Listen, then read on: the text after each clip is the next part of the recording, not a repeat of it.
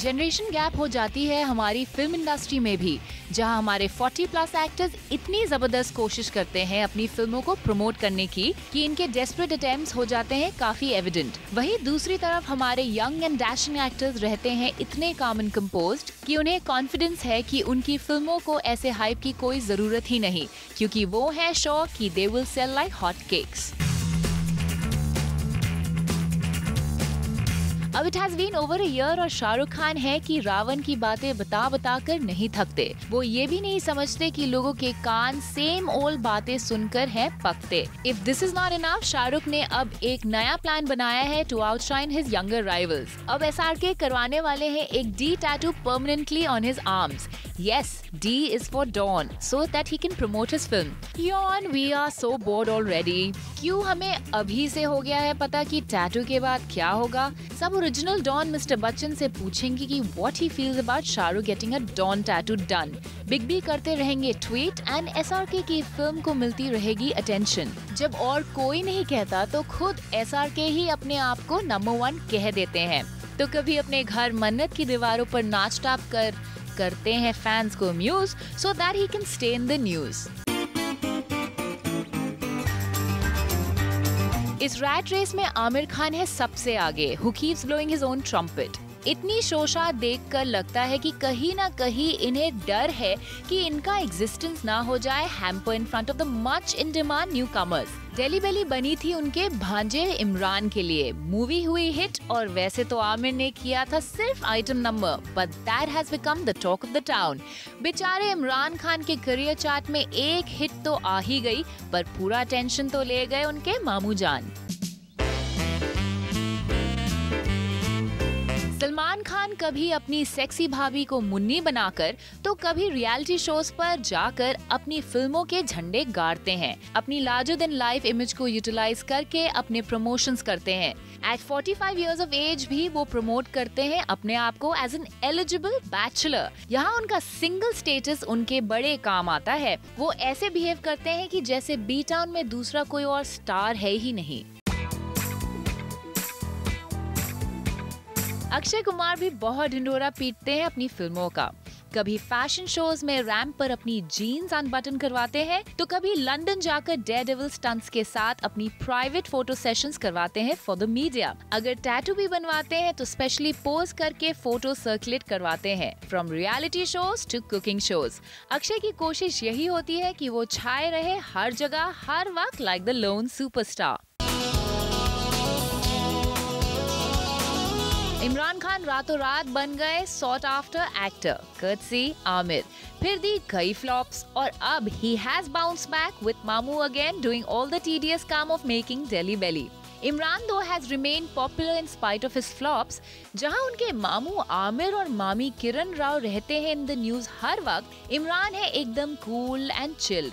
And जब मामू बोलते हैं तभी वो मीडिया से बात करते हैं, otherwise he prefers to just relax and take a chill pill. ऐसे लगता है जैसे कि ये new generation star is in no hurry to climb the superstardom ladder.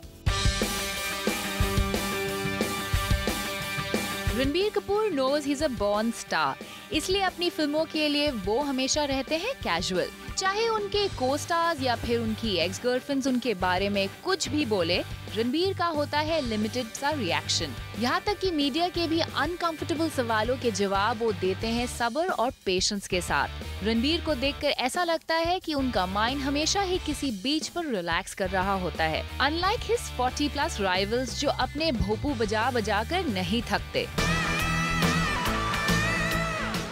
So ये है जनरेशन गैप या फिर ageing stars are scared of being wiped out. Let's open party shaadi with page 3 pioneer and B town expert Simi Chandok and find out. Welcome to the show Simi.